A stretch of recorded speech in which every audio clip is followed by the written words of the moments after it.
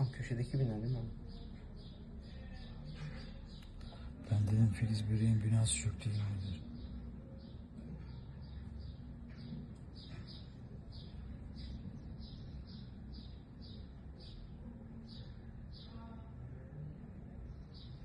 Allah'ım ya.